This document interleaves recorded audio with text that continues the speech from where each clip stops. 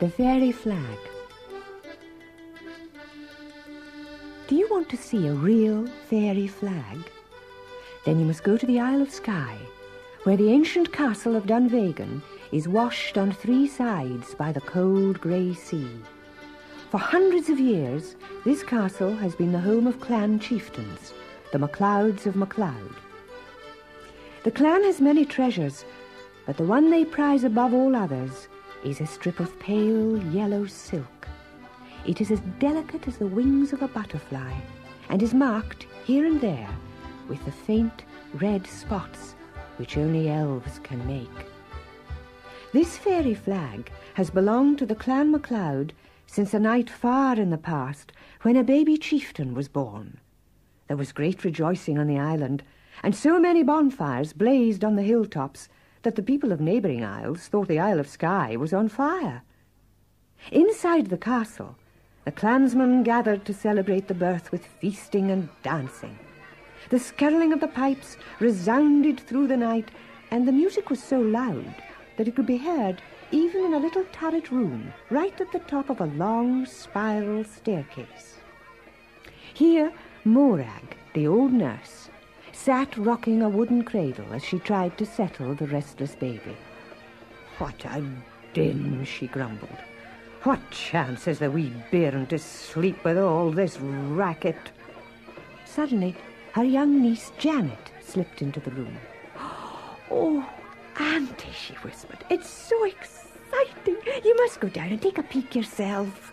Morag was horrified. "What?" she chided. "Leave the heir to MacLeod alone and unprotected?" But Janet was determined. "The baby won't be left alone. I'll sit and watch him while you're gone." Old Morag hesitated. "Well," she said, "I might not live to see another night such as this. But call me if the baby wakes. Call me at once." Janet sat obediently rocking the cradle gently to and fro and tapping her foot to the rhythm of the music. She did not notice when the warm woolen shawl, which Morag had carefully draped over the cradle, slipped to the stone floor. In the chill autumn air, the baby began to cry, and Janet could not soothe him. The baby's crying grew louder until Janet hurried to the door and called down the spiral staircase for Morag to return. But the music drowned her voice. Leaving the door ajar, she ran down the staircase to look for the old nurse. At that very moment, a fairy woman and her friend, who were hurrying past the castle, heard the crying and paused for a moment. "Do you hear that?" asked the fairy woman crossly. "The young heir to MacLeod cries, and no one attends to him." She glanced up at the turret room, and her sharp eyes fixed on the tiny lancet window. "Look! There's just enough room for me to squeeze through. You can wait on the window ledge." With that, the two flew up to the window and peered in. They saw immediately that there was no shawl draped over the cradle. "Poor wee thing!" cried the fairy woman. "There's a sharp, cold wind blowing in from the loch, but I've the very thing to keep him warm." With that, she wriggled into the room and darted across to the cradle. Unwinding a strip of yellow silk from around her waist, she gently picked up the baby and wrapped it around him. "But that's our fairy banner!" cried the other from the window ledge. "Fiddlesticks! We can easily weave another. Be quiet now, while I sing him to sleep." Then, rocking the cradle with her foot, she sang. "My magic spell now gently falls upon Dunvegan's ancient walls. This is for you at witching hour, for in this flag is magic power. Sweetly sleep and do not cry, la la la la lullaby."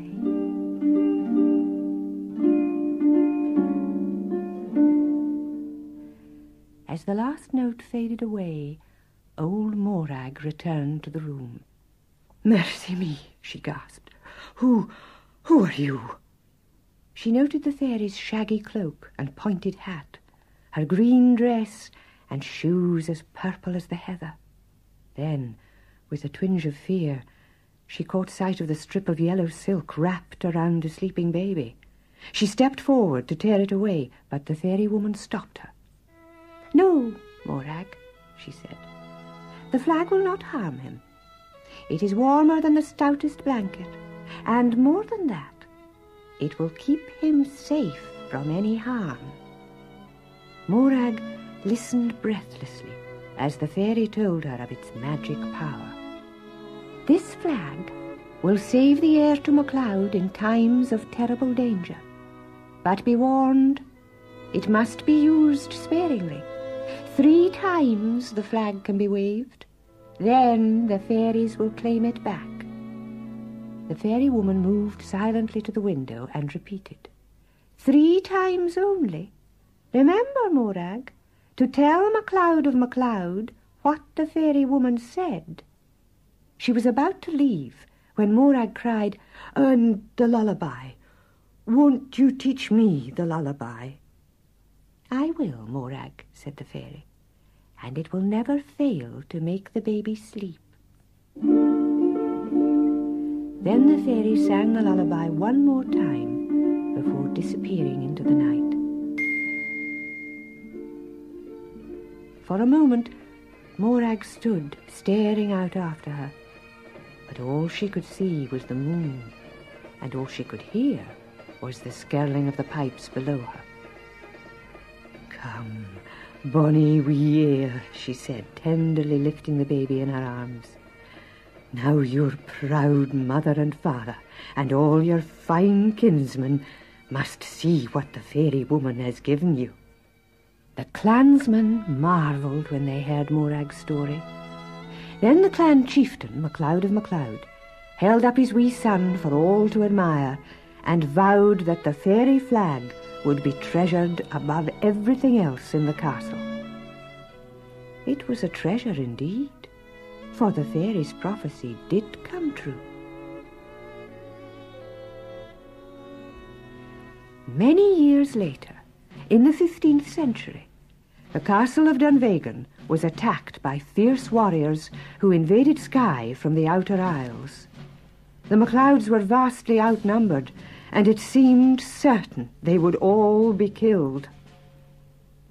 At the last moment, their handsome young chieftain remembered the legend.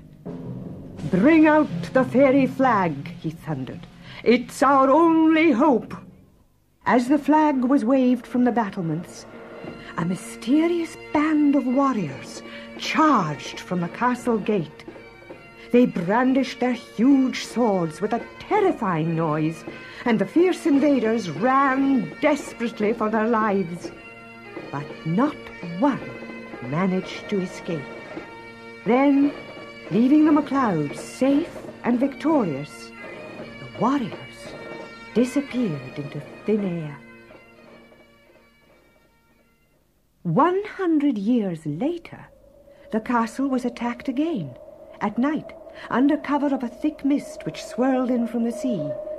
The MacLeods fought back valiantly, but again they were almost overwhelmed when the chieftain called for the magic flag. Then the grey mist changed into row upon row of warriors who fought like demons to win a stunning victory. But when the young chieftain MacLeod of MacLeod stepped forward to greet them, they vanished back into the mist. Twice the flag has been raised. Once more it can reveal its magic power. So to this very day the fairy flag is treasured at old Dunvegan, while in their secret nooks and crannies the fairies wait patiently for its return.